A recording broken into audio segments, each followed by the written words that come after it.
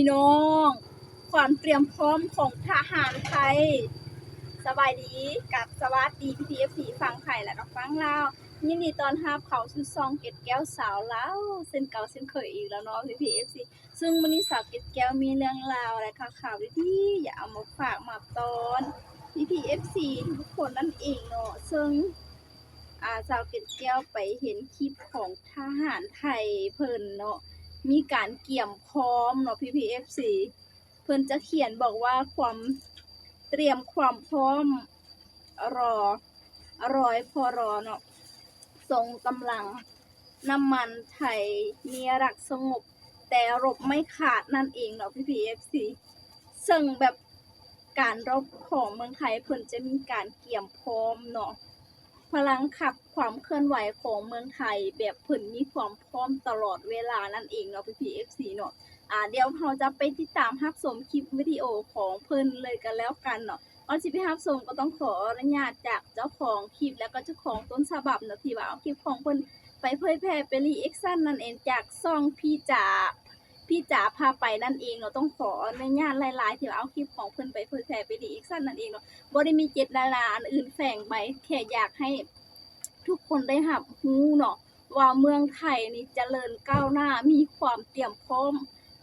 ให้กับประเทศบ้านเมืองมาตลอดนั่นเองเนาะพี่ FC ถ้าหากว่าสาวเกตแก้วผิดพลาดประการใดก็ต้องขอโทษขออภัยในมาณที่ด้วยเนาะเดี๋ยวเราไปติดตามรับชมคลิปวิดีโอพร้อมกันเลย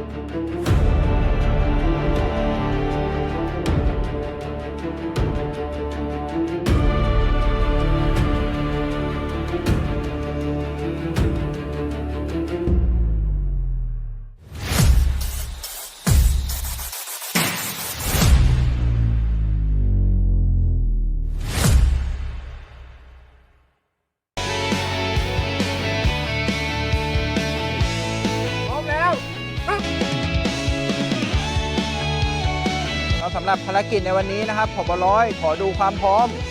ของพวกเราในการปฏิบัติภารกิจตามแผนป้องกันประเทศเราเป็นเพียงหน่วยเดียวในกองทัพบกที่มีภารกิจในการสนับสนุนส่งกำลังสิ่งอุปกรณ์ประเภทที่3ให้แสดงความพร้อมเป็นบุคคลกำลังพลตรวจเอาสู่ปลายทางเราขับเคลื่อนทุกภารกิจใหญ่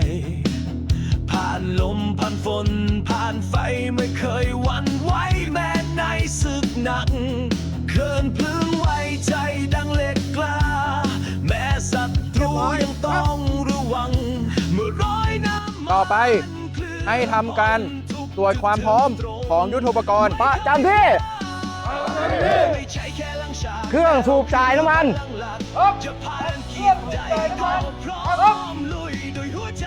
ไปที่แข็งดังเหล็กกล้าร้อยน้ำมันรวดเร็วเที่ยงตรงเด็ดขาดแม้เส้นทางลำบากเราก็ไม่ถอยพลังแห่งใจที่ไม่มีวันหมดไฟทุกยอดที่ส่งไปคือพลังใจของกองทัพร้อยน้ำมันเราคือทีมแนวหน้าแม้ไม่ถือปืนแต่พร้อมรบทุกเวลามืออาชีพพร้อมเสมอทุกสถานการณ์นี้และพวกเรากองร้อยน้ำมันตรวจยุทโธปกรณ์เรียบร้อยครับเราคือเงาที่คอยขับเคลื่อนแม้ไม่เด่นแต่ขาดเราไม่ได้แยกปฏิบัติได้เต็มขีดในทุกพื้นที่เราพร้อมไปมาตรฐานที่ไม่มีวันตกคุณภาพที่กองทัพมั่นใจถึงไหนถึงกันใจเกินร้อยแค่สั่งมาเราพร้อมลุยเราไม่ใช่แค่ลังฉากแต่เราคือพลังหลักจะภารกิจใดก็พร้อมลุยด้วยหัวใจเตรียมใช้อาวุธร้อยน้ำมันรวดเร็วเที่ยงตรงเด็ดนอนย้ำยิงทางลำบากเราก็ไม่ถอยพลังแห่งใจที่ไม่มีวันหมดไฟทุกยอดที่ส่งไปคือพลังใจของกองทัพร้อยน้ำมันเราคือทีมแนวหน้าแม้ไม่ถือปืนแต่พร้อมรบทุกเวลามืออาชีพพร้อมเสมอทุกสถาน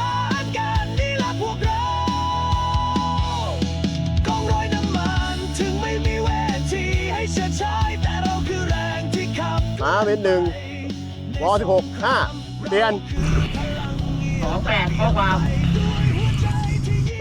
เปลี่ยน มันรวดเร็วเที่ยงตรงเด็ดขาดคือคำสัตย์ที่เราไม่เคยลืมมืออาชีพพร้อมเสมอทุกสนามรบนี่คือภาคีที่เราภูมิใจ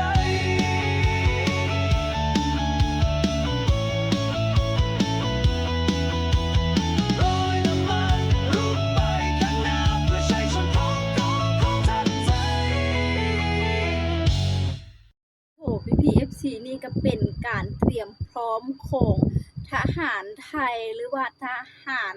พลเนาะทหารร้อยพลเกี่ยมส่งกำลังน้ำมันนั่นเองเนาะคือแบบว่า PFC สาวเก็บแก้วยังบ่เข้าใจเนาะทหารของไทยแบบส่งน้ำมันวันหรือว่าจังไดเนาะ PFC คือแบบป๊าดความเตรียมพร้อมของเพิ่นคือมันสุดยอดแฮงเนาะ ฝึกหนักอย่างเต็มที่เนาะ PFC